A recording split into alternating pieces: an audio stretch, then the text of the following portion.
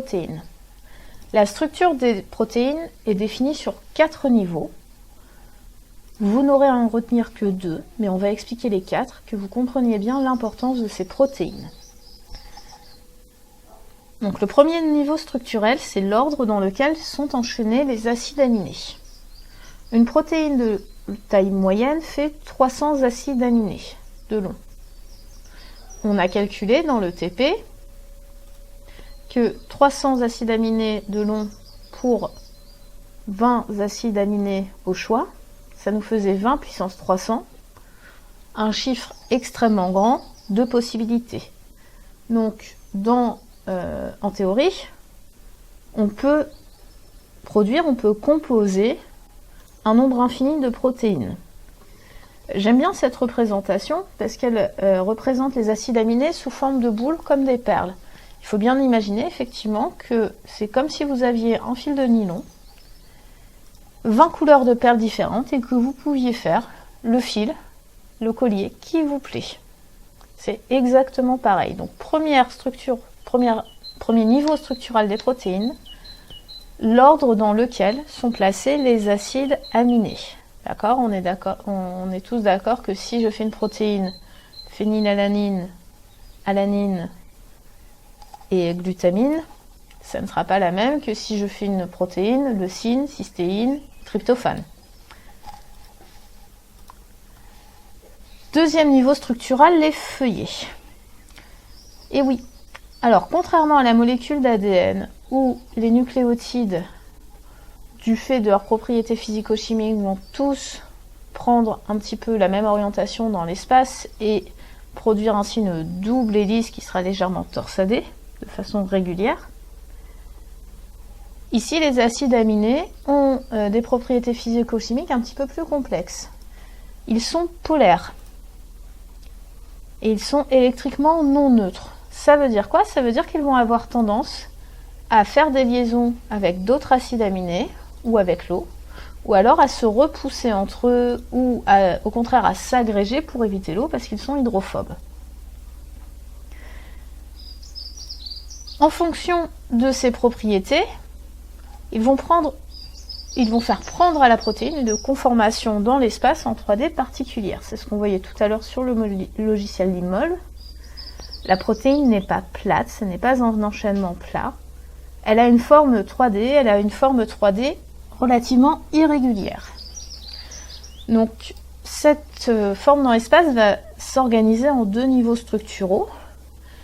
Déjà, les acides aminés vont former ce qu'on appelle des feuillets, c'est-à-dire qu'on va avoir des acides aminés assez proches les uns des autres, puis un éloignement relatif entre 2 acides aminés. Et on va avoir soit des feuillets, soit des hélices. Donc soit ils vont être relativement plats ou en tout cas s'organiser en couches, soit ils vont s'organiser en hélices. Ça, c'est un niveau structural que vous n'avez pas à retenir. Ce que je vous demande de retenir, c'est celui-là.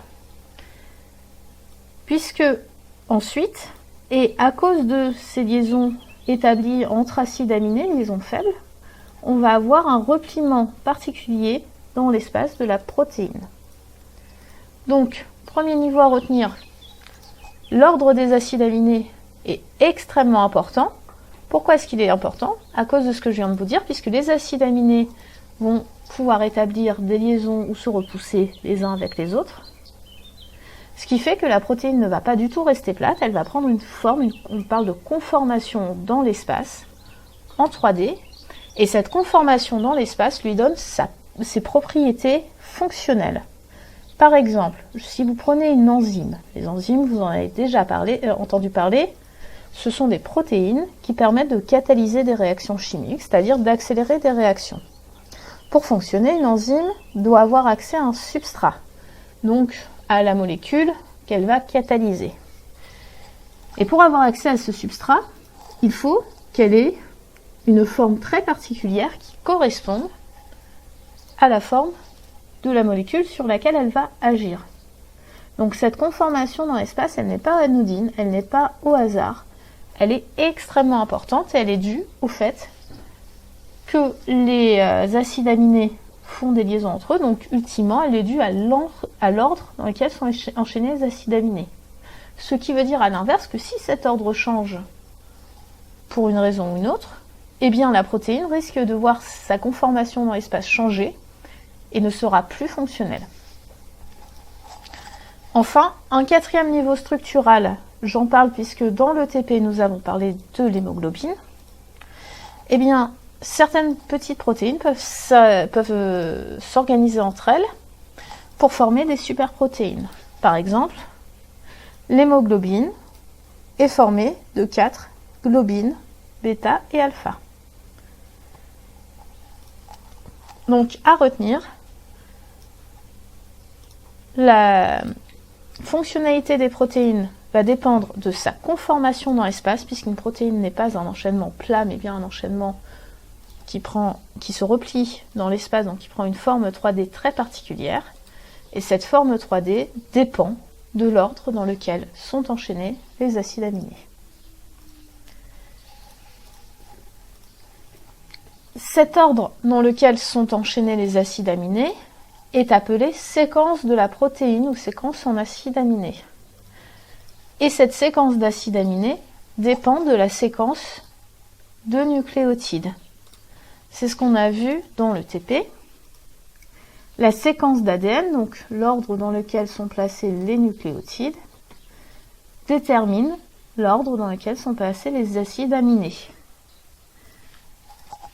Ce qui veut dire que la cellule va venir lire, comme vous lisez un livre, les enchaînements d'acides aminés. Donc tout ça, les enchaînements de nucléotides, pardon. Donc cet ADN, ce gène, a un sens pour la cellule et elle va associer, si vous préférez, un certain nombre de caractères placés dans un certain ordre, un mot, c'est-à-dire un acide aminé. Ce qu'on a vu dans le TP aussi, qui est très important, c'est que cette association, un mot, entre guillemets, de nucléotides, enfin, un enchaînement de caractères de nucléotides égale un mot, entre guillemets, d'acide aminé, eh bien, il est universel. Toutes les cellules de tous les organismes parlent la même langue. Elles vont toutes décoder de la même façon cette séquence de nucléotides. Et ça, on l'a vu grâce aux expériences de transgénèse, où on prend un gène d'une espèce, on l'introduit dans le génome d'une autre espèce, et l'autre espèce est capable d'utiliser ce génome pour fabriquer des protéines. D'accord ? Donc, cette séquence d'acides aminés dont dépend la forme et donc la fonction de la protéine, c'est une conséquence directe, une expression directe du génome. C'est pour ça qu'on dit que les protéines sont le produit d'expression des gènes. Le cours sur les protéines est terminé. Vous savez tout ce qu'il y a à savoir maintenant pour le programme de première dessus. Donc, qu'une protéine est un polymère d'acides aminés, que les acides aminés sont au nombre de 20, possèdent tous un groupement amine et un groupement acide carboxylique, donc une part fixe, et un radical plutôt, qui change. Ces acides aminés sont reliés entre eux par des liaisons peptidiques pour former la chaîne de la protéine. Leur ordre constitue la structure primaire de la protéine, mais la protéine n'est pas une chaîne plate et va se replier en 3D en fonction des propriétés physico-chimiques des acides aminés qui la composent.